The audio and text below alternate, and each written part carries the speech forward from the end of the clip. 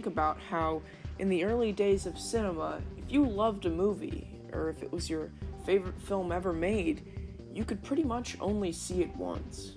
Unless it had a revival screening, you could never be able to see it again once it left your local theater. Then, VHS came along, and so did Laserdisc. But there was just one problem. Neither of them had very high quality.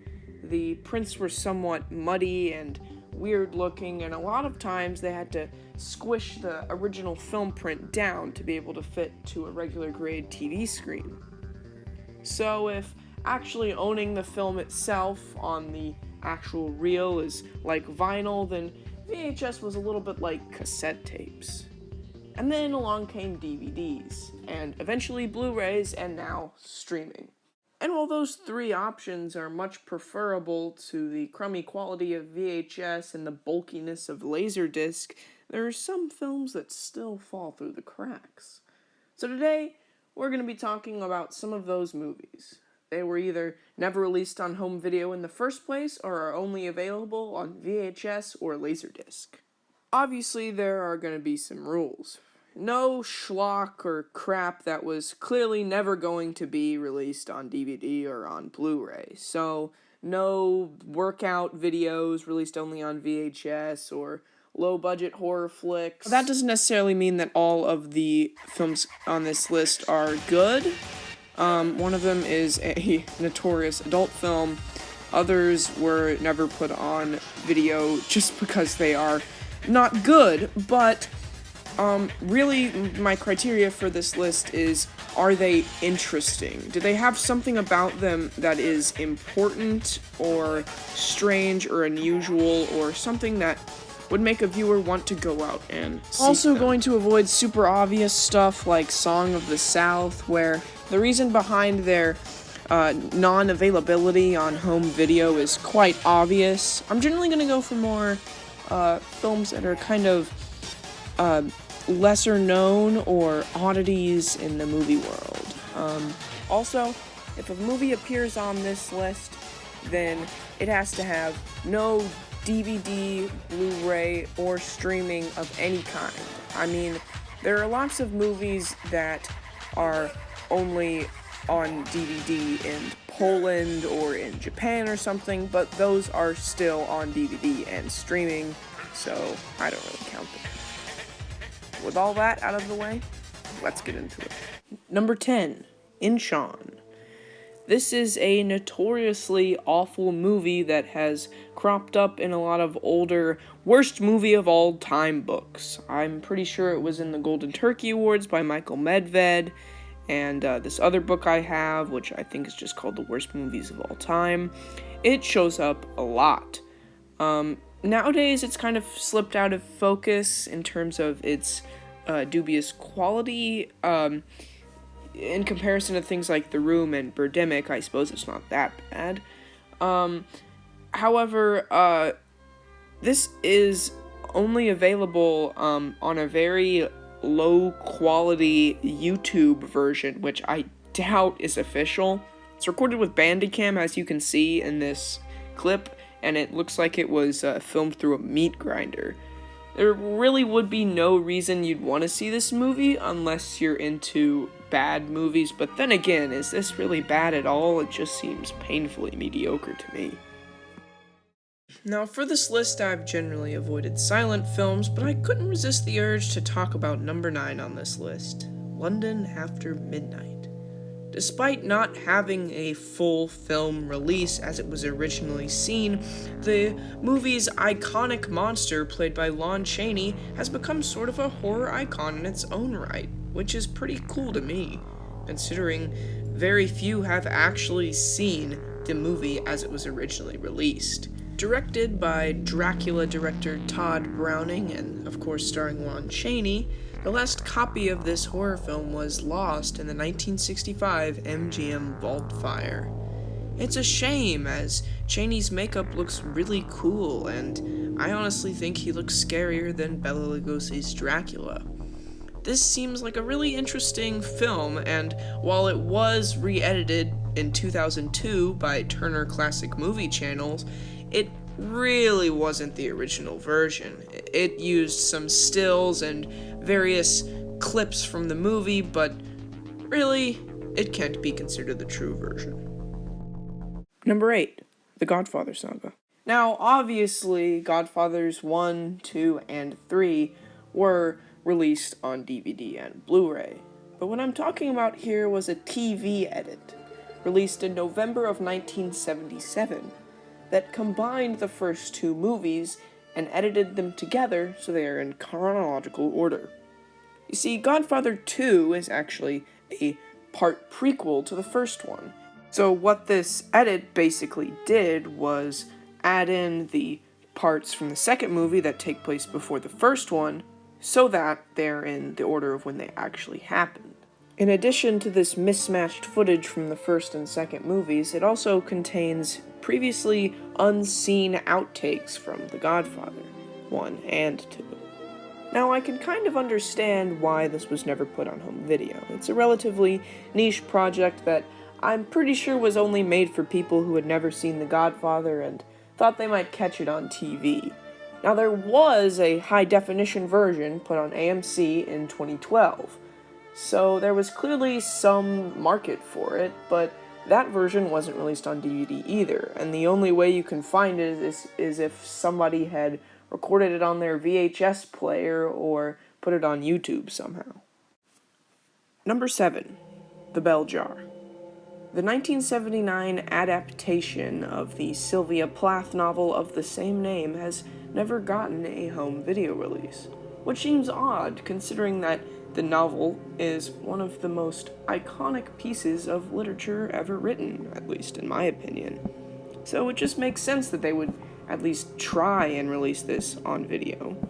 But I guess it's never happened, and it ain't on streaming either.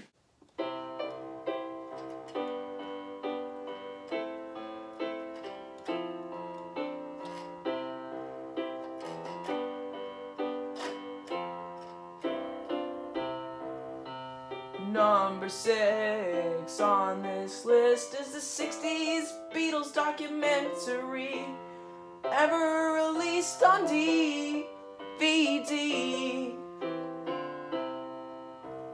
This one got a limited run on VHS only, and I want it to be in HD. Let it be released. Let it be released. I wanna see this movie, so let it be released. Apparently it portrays John and George personalities in an unflattering light, 'cause now they're deceased. Actually, just found out that apparently in 2020 there will be a special DVD and Blu Ray release with a re-edited version with never before seen footage that is allegedly going to be helmed by Lord of the Rings director Peter Jackson. Sorry for that. I guess that part of the video was now redundant, but I liked the little song I did, so I'm just gonna keep it in there. Number 5, Nothing Lasts Forever. Now, despite what the footage I'm showing you may seem, this movie is not, in fact, from the 1940s or 50s. It's from 1984 and stars Bill Murray, Dan Aykroyd, and Zach Galligan of Gremlins fame. Weirdly, this movie also never received a theatrical release, and of course, it was never released on video of any kind. That's right. Not even on VHS, Laserdisc, or Betamax. The only time this movie was ever seen by the public was when it was aired on TV throughout the 2000s. However, the film was briefly on YouTube in 2011, but was taken down by the production company. That really sucks. As a big fan of Bill Murray, I am quite interested in this movie, but I really don't think I'll ever get the chance to see it. I'm really hoping for a DVD or Blu-ray release, or possibly onto streaming. Considering it stars 3 major actors, it would only make sense. So, for this list, I tried to avoid stuff that is completely lost. At least some of these you could probably scrounge up a copy.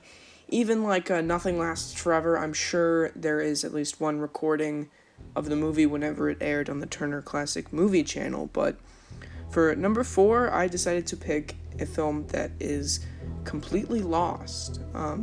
All that remains of it are the promotional images. This is a 1974 adult movie about the life of Jesus Christ. Now, this is one where I can totally understand the reasoning behind it not getting a release. It is obviously quite the blasphemous topic to base a movie around. I'm sure at the time of its release, church groups were very in shock that a movie like this would even ever be conceived of. So its lack of availability is not surprising at all.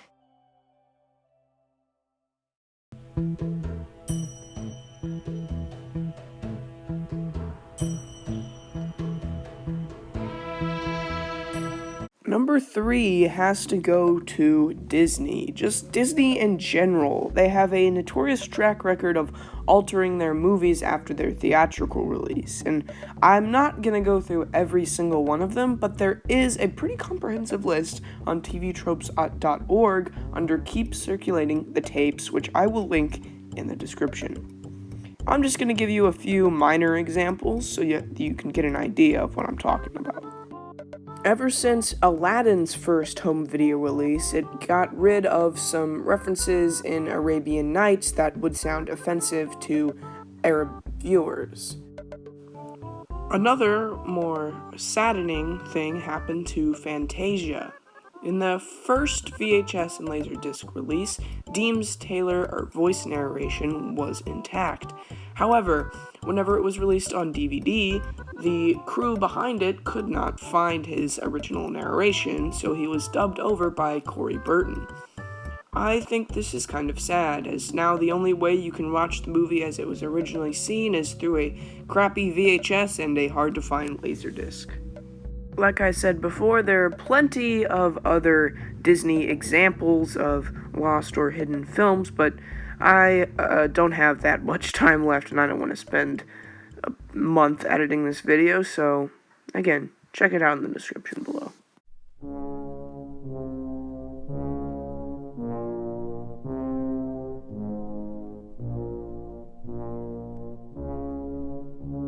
Number 2, like number 3, is another catch-all category that goes to the original cuts of movies that were either released in theaters and then pulled, or never released in the first place.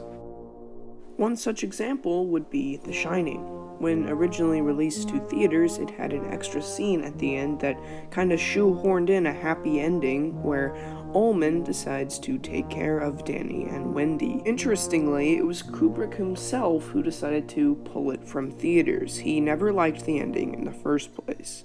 Now, obviously, I have not watched the scene, but I imagine it feels a little bit shoehorned in there. And then there are all the director's cuts and TV edits and original versions of Once Upon a Time in America, which probably deserve their own video. Then there's 1924's Greed, directed by Erich von Stroheim. Now, the original version of this movie was 9 hours long. That would be like if you watch Son of the Mask 6.29370,629 times. Wow. That's a lot of watchings of Son of the Mask. However, when released in theaters in 24, it was only 2 hours long and edited by Louis B. Mayer. Stroheim disowned this version. However, in 1999, there was a 4-hour reconstruction released only on VHS. And that's the last anyone saw of Greed. Alright, boys, here we go. The number 1 item on this list. And this one just might surprise you. Why, it's Star Wars! Yeah! But wait, you're probably saying, I have those movies on DVD and Blu Ray. I can still watch them from the comfort of my own home. And they're on streaming. Well, guess what? You're wrong.